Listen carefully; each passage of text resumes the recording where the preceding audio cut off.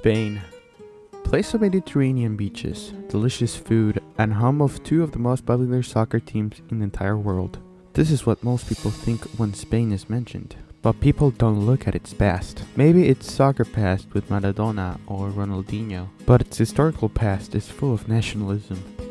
From Spanish civilians defending themselves from Napoleon's army, led by his brother Joseph, to the establishment of Franco's fascist regime, Spanish history has been formed and shaped by nationalism throughout time.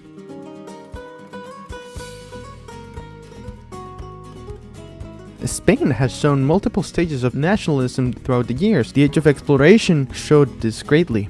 When Christopher Columbus discovered the West Indies in 1492 and claimed it for Spain, it created a lot of commotion in other European monarchies, like Great Britain, France, and Portugal. Spain's territory grew vastly. From the crops that were native to the Americas to the silver, gold, and other precious metals found in the mines of Peru, Bolivia, and Mexico, Spain's wealth grew vastly, and the fact that they had control of almost 1/3 of the world made them the most powerful nation in Europe during that time. But as always, things come to an end, and the Spanish Golden Age came to an end by the end of the 16th century. In the beginning of the 19th century, France was the most powerful monarchy in Europe and the most powerful country in the world. Their leader, Emperor Napoleon Bonaparte, one of the greatest military leaders of all time, wanted more territory. He had already conquered most of Europe, but he wanted more. And during the year 1808, he told his brother Joseph to go conquer Spain and kick out the monarchy so he could be the king.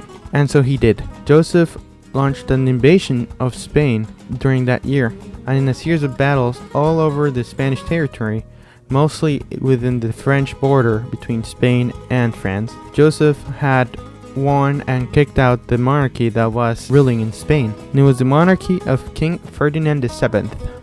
But some Spanish fought French. José Rebolledo de Palafox y Melci was the Duke of Zaragoza and the military leader in that region. He said to his soldiers, "You have known how to resist everything. Your courage, your perseverance, and the sacred fire of religion and of the homeland have made you forget the rest and prefer death to the humiliation and dejection of the Spanish name." This shows that the Spanish had fought against the French in some battles within that region of Zaragoza, and Palafox was congratulating his soldiers on doing that. Around the same time, the Spanish government had told a bunch of small printing companies to print the following. What are you? Spanish for the mercy of God. What does Spanish mean? Man born in Spain. What are your obligations? Being a Catholic Christian, obedient to his king, and lover of his country, giving his life for her if necessary. Who is the King of Spain? Ferdinand VII, worthy of our respect for his virtues and misfortunes. Who is the enemy of Spain? The treacherous Emperor of the French. What are your attributes? Ambition, despotism, and deception. With what idea have you brought your troops into Spain? With that of taking away the entire royal family, ending the House of Bourbon, and handing over the kingdom to his brother Joseph Napoleon. That document right there showed us that the Spanish government was trying to do everything to preserve its power under the monarchy of Ferdinand VII, and that if the French got into the power of the monarchy, the Spanish were going to lose their nationality and their own cultural identity. Now let's jump to the 1860s. The politician Eugenio Garcia Ruiz was criticizing the government of Francisco Serrano y Domínguez. He wrote in his book, ¿Qué debe hacer el país?, the following. See the Spanish people trembling, despotent, almost distrustful of liberty at the root of the august disaster. A very natural event comes, although unexpected, and changes the scene, and that the people meditates and gradually recovers its lost breath and finally waits. Hope widens the heart and makes the soul fixate on the more or less flattering future, even when unknown. He looked at the government as not helping the people, and demoralizing the people, actually. But the people still had hope that a new government would give them finally peace and change the current political system. Before we start with this section of the video, we have to know a little bit about the person that we're going to talk about the most, which is Francisco Franco.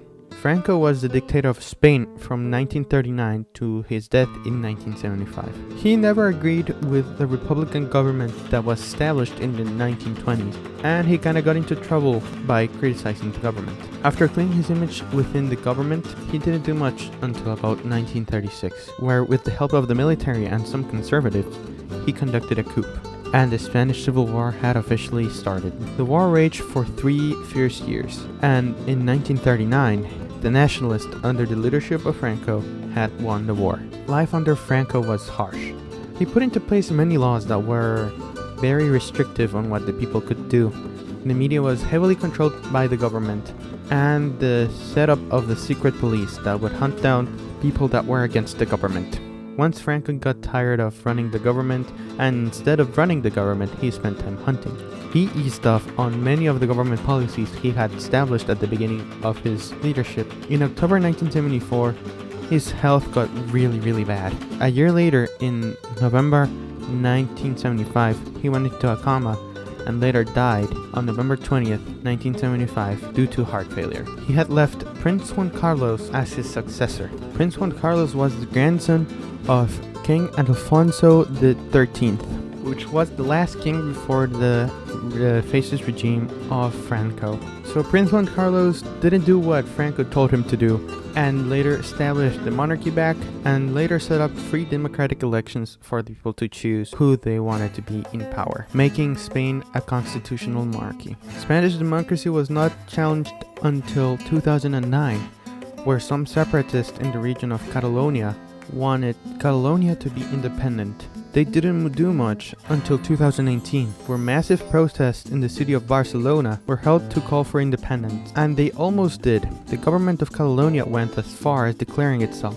as independent from Spain, but this didn't last long because Spain shut it down. Many other regions in Spain also called for independence, but they also got shut down by the Spanish government.